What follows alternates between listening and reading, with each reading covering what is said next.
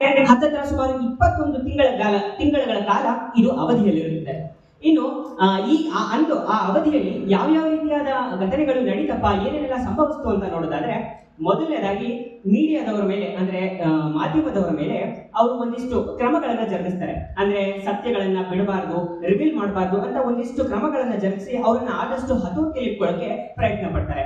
ಇನ್ನು ರಾಜಕೀಯ ನಾಯಕರುಗಳು, ವಿರೋಧ ಪಕ್ಷದ ನಾಯಕರು ಯಾರ್ಯಾರು ಹೋರಾಟ ಗಲಭೆಗಳನ್ನ ಮಾಡ್ತಾರೆ, ಇವ್ರನ್ನೆಲ್ಲರೂ ಕೂಡ ಅವರು ಬಂಧಿಸಿ ಜೈಲಿಗೆ ಹಾಕೋಕ್ ಶುರು ಮಾಡ್ತಾರೆ. ಸಾಕಷ್ಟು ಕಾರ್ಯಕರ್ತರು ಕೂಡ ಇದರಿಂದ ಜೈಲಿಗೆ ಹೋಗ್ಬೇಕಾಗುತ್ತೆ. ಇನ್ನು ಅಲ್ಲಿದ್ದಂತಹ ಒಂದು ಮೂಲಭೂತ ಹಕ್ಕುಗಳು ಆ ಅವಧಿಯಲ್ಲಿ ಏನಿರುತ್ತಲ್ಲ ಅದನ್ನ ಇವರು ಕಂಪ್ಲೀಟ್ ಆಗಿ ಸ್ಥಗಿತಗೊಳಿಸ್ತಾರೆ. ಅಷ್ಟೇ ಅಲ್ಲ, ಸಾಮಾನ್ಯವಾದ ಜನರಿಗೂ ಕೂಡ ತಮ್ಮ ವೈಯಕ್ತಿಕವಾದ ಮುಕ್ತ ಅಭಿಪ್ರಾಯವನ್ನ ಜನಗಳಿಗೆ ಹೇಳದೇ ಇರೋ ರೀತಿ ಇವರು ಅವರ ಕೈ ಮತ್ತು ಬಾಯಿಗಳನ್ನ ಕಟ್ಟಿ ಹಾಕ್ಬಿಟ್ಟಿರ್ತಾರೆ. ಹಾಗಾದ್ರೆ ಇದರಿಂದ ನಾವು ನಮ್ಮ ಈಗಿನ ಕರೆಂಟ್ ಪ್ರಜಾಪ್ರಭುತ್ವದ ಭಾರತದಲ್ಲಿ ಕಲಿಯುವಂತದ್ದು ಪಾಠಗಳಾದ್ರೂ ಏನಿದೆ ಅಂತ ನೀವು ಕೇಳಿದ್ರೆ, ಈ 50 ವರ್ಷಗಳ ಹಿಂದೆ ನಡೆದಂತಹ ಈ ಒಂದು ಎಮರ್ಜೆನ್ಸಿ ಆಕ್ಟ್ ಅನ್ನ ನಾವು ಕೇವಲ ಇದು ಒಂದು ಘಟನೆ ಅಥವಾ ಒಂದು ಇತಿಹಾಸ ಅಂತ ಅಷ್ಟೇ ನೆನಪಿಟ್ಕೊಳ್ಳದೆ ಇದನ್ನ ಮತ್ತಷ್ಟು ವಿಚಾರಗಳಿಗೆ ಇದರಿಂದ ಸಿಕ್ಕಂತ ಮೌಲ್ಯಗಳನ್ನ ಕೂಡ ನಾವು ಅರ್ಥ ಮಾಡ್ಕೋಬೇಕು. ಮೊದಲನೇದಾಗಿ ಸಂವಿಧಾನದ ಮಹತ್ವ. ಸಂವಿಧಾನ ಅನ್ನೋದು ಅದು ನಮ್ಮ ಭಾರತದ ಸಂವಿಧಾನ ಇಡೀ ಪ್ರಜಾಪ್ರಭುತ್ವಕ್ಕೆ ಒಂದು ವಿಕಸನ ಅಂತ ಹೇಳ್ಬೋದು. ಅದೇ ರೀತಿ ಆದ್ರೆ ಅಂದಿನ ಅವಧಿಯಲ್ಲಿ ಶ್ರೀಮತಿ ಇಂದಿರಾ ಗಾಂಧಿ ಅವರು ಏನ್ ಮಾಡಿರ್ತಾರೆ, ಈ ಒಂದು ಭಾರತದ ಸಂವಿಧಾನದಲ್ಲಿ ಒಂದು ವಿಧಿಗಳಲ್ಲಿ ಸ್ವಲ್ಪ ಸಣ್ಣ ಪುಟ್ಟ ತಿದ್ದುಪಡಿಗಳನ್ನ ಮಾಡಿ ಅದನ್ನ ದುರುಪಯೋಗವಾಗಿ ಬಳಸ್ಕೊಂಡಿದ್ರು ಅನ್ನೋ ಊಹಾಪೋಹಗಳು ಇದೆ.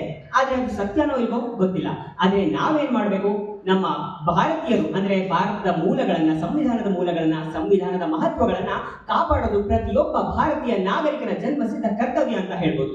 ಇನ್ನು ಮಾಧ್ಯಮದ ಬಗ್ಗೆ. ಮಾಧ್ಯಮ ಅಂತಂದ್ರೆ ಅದು ನಮ್ಮ ಪ್ರಜಾಪ್ರಭುತ್ವದ 4ನೇ ಸ್ತಂಭ ಅಂತಾನೆ ಹೇಳ್ತೀವಿ. ಆದ್ರೆ ಆಗಿನ ಅವಧಿಯಲ್ಲಿ ಏನಾಗಿತ್ತು ಅಂತಂದ್ರೆ, ಆ ಮಾಧ್ಯಮದವ್ರನ್ನ ಅವರು ಕಟ್ಟಿ ಹಾಕಿದ್ರು. ಅಂದ್ರೆ ಒಂದು ಸೆನ್ಸರ್ಗಳ ಮುಖಾಂತರ ಅವರು ಯಾವುದೇ ರೀತಿ ಸತ್ಯವನ್ನ ಹೊರಗೆ ಬಂದಿರೋ ರೀತಿ ಗೋಡೆಯಾಗಿ ನಿಂತು ಅವರು ತಡೆಗಟ್ಟಿದ್ರು ಅಂದಿನ ಅವಧಿಯಲ್ಲಿ. ಆದ್ರೆ ನಿಜವಾಗ್ಲೂ ಕೂಡ ಒಂದು ಪ್ರಬುದ್ಧ ಭಾರತ ಅಥವಾ ಒಂದು ಪ್ರಜಾಕೀಯ ಭಾರತವಾದ ನಿರ್ಮಾಣ ಆಗ್ಬೇಕು ಅಂತಂದ್ರೆ ಮಾಧ್ಯಮದವರ ಅವಶ್ಯಕತೆ ಎಷ್ಟು ಮುಖ್ಯ ಅನ್ನೋದನ್ನ ನಾವಿಲ್ಲಿ ಗಮನಿಸಬಹುದು. ಇನ್ನು ಮೂರನೇದು ಜನಜಾಗೃತಿಕ ಶಕ್ತಿ. ಸಾಮಾನ್ಯವಾಗಿ 1977ರಲ್ಲಿ ಒಂದು ಎಲೆಕ್ಷನ್ ಆಗುತ್ತೆ. ಅಲ್ಲಿ ಭಾರತೀಯರು ಎಲ್ಲರೂ ಕೂಡ ಸೇರಿ ಒಗ್ಗಟ್ಟಿನಲ್ಲಿ ಮತದಾನವನ್ನ ಮಾಡ್ತಾರೆ. ಅಲ್ಲಿ ಈ ಎಮರ್ಜೆನ್ಸಿ ವಿರುದ್ಧವಾಗಿ ನಾವು ತಿರುಗೇಟನ್ನ ಕೊಡಬೇಕು ಅಂತ ಎಲ್ಲ ಭಾರತೀಯರು ಏನ್ ಮಾಡ್ತಾರೆ, ಒಟ್ಟುಗೂಡಿ ಅವರು ಒಂದು ಮತದಾನವನ್ನ ಮಾಡಿದಾಗ ಅಲ್ಲಿದ್ದಂತಹ ಒಂದು ಪಕ್ಷವನ್ನ ಅಂದ್ರೆ ಅಧಿಕಾರದಲ್ಲಿದ್ದಂತಹ ಪಕ್ಷವನ್ನ ಕೆಳಗಿಳಿಸಿ ಅವರು ಭಾರತೀಯ ಜನತಾ ಪಾರ್ಟಿಗೆ ಅವರು ಅಧಿಕಾರದಲ್ಲಿ ಕೂರಿಸ್ತಾರೆ. ಇದರಿಂದ ಏನ್ ಅರ್ಥ ಮಾಡ್ಕೋಬಹುದು, ಜನಶಕ್ತಿ ಪ್ರಜಾಪ್ರಭುತ್ವದಲ್ಲಿ ಎಷ್ಟು ಮುಖ್ಯ ಹೊಂದಿದೆ ಅನ್ನೋದನ್ನ ನಾವು ತಿಳ್ಕೋಬಹುದು.